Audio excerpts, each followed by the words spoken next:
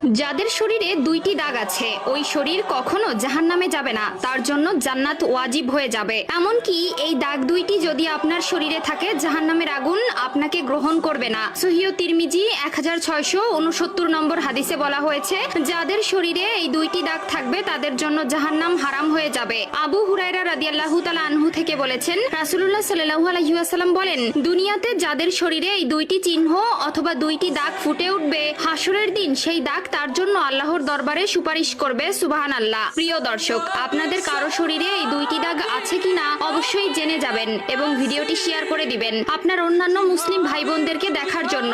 হয়তো আপনার একটি শেয়ারে শত শত মানুষের কাছে পৌঁছে যাবে এই বার্তা। এই দুইটি চিহ্নের জন্য আপনি হয়তো হাসরে পার পেয়ে যেতে পারেন। প্রিয় ভাই বোনেরা, আমার শেষ নবীর উম্মত হয়ে যদি আপনি নিজেকে ভাগ্যবান মনে করেন অবশ্যই আলহামদুলিল্লাহ কমেন্ট করবেন। মুসলিম হিসাবে জন্ম নিয়ে সত্যি আমরা একটা ভাগ্য